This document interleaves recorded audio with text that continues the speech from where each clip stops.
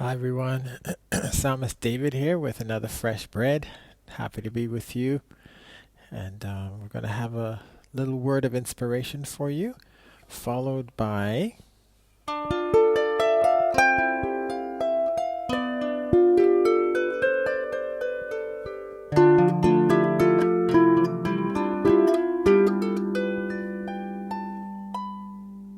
some music on the harp.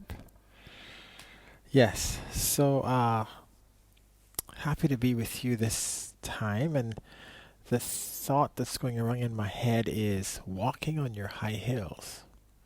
Walking on your high hills. And I really pray this really encourages you. Philip, for those of you who need it, and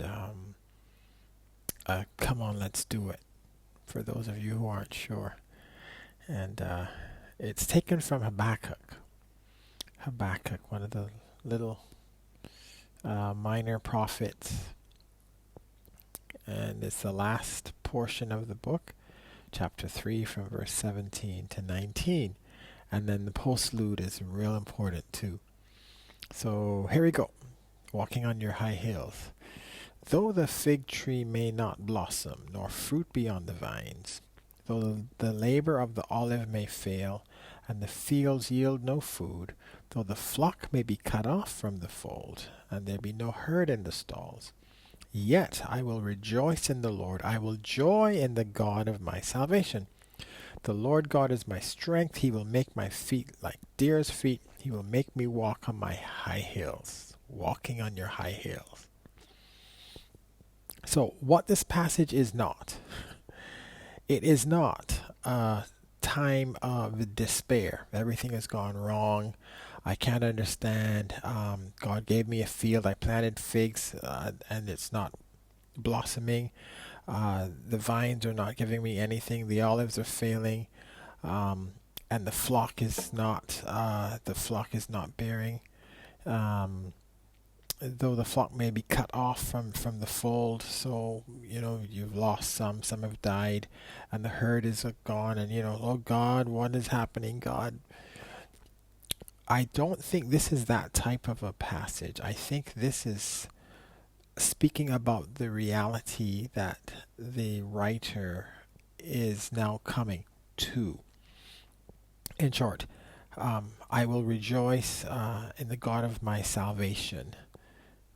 The Lord is my strength. He will make my feet like deer's feet to walk on my high hills. What this is speaking to me about more is that he may have had certain expectations, but when he understood what the land is really about, when you have high hills, you aren't going to have a whole lot of crops. It's not that type of land. Um, the very fact that he's saying here, God will make my feet like deer's feet and make me walk on my high hills, speaks to coming to terms with the fact that his path is on high hills. His path is not on the plains. His path is not on the um, well planted um, acreages of crops. That's not his path. When you understand your purpose and you understand that it's not like anybody else, you don't go looking for flocks when there are none, because it's not part of your destiny. You're not looking for the olives and the grapes and the figs because you have high hills. Yours is a different terrain. God's calling you to something that's different. And so you need to find out what grows on your high hills, what happens on your high hills. You may have mountain goats, fleets of mountain goats who are quite at home on high hills. And it's different from the person who has the vineyards to grow the vines and the grapes for the wine and so on. Very different fields. Come to grips with what God has given you. Come to grips and understand your purpose and what you're called to. It's not going to be like a whole lot of other people. That's what they tell me, and it's true. But the fact that it ends with He will make my feet like deer's feet and make me walk on my high hills. That is an acceptance. That is a coming to terms with what is mine. I have high hills. A lot of people don't. So what happens on high hills? What type of grass, what type of coffee grows on high hills? Ooh, that's a nice one. Coming to understand what your high hills produce, and then get the deer's feet and just trip over the high hills. Um, God's going to take care of you, and just come to terms with how different you are from anybody else and be comfortable with it. It's going to be a wonderful, wonderful time, and it's just what suits you. You like the cooler temperatures, you like to look down on things rather than look up at things.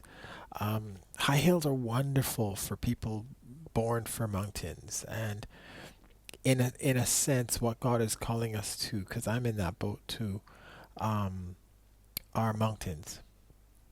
It's quiet up there. It's still nice, fresh air. Eagles fly up there. Ooh, that's a nice one. Eagles fly up by the high hills.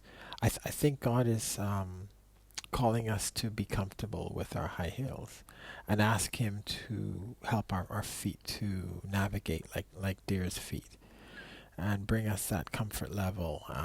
So we change our expectation because we aren't like the crowds, we aren't like the turkeys, like the doves. There's eagles up in our territory. That's how we function. All right, so that's the word for today, and the passage ends, or the book ends, with the phrase, "To the chief musician with my stringed instruments."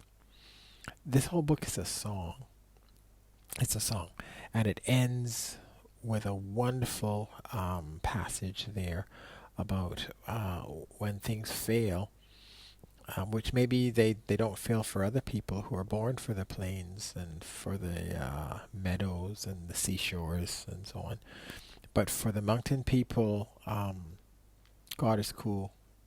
God's going to give you, make your feet like deer's feet, and you'll walk on your high hills, and you'll enjoy your time on your high hills. So wanted you to be encouraged. So it ends off with, "To the chief musician with my stringed instruments." And what better instrument? So I'm going to play for you. And as I play, I just pray that you will be encouraged to recalibrate your thinking from the plains and the meadows and the seashores, coastal areas, and the wilderness. And you'll be comfortable with the high hills, those lush high hills.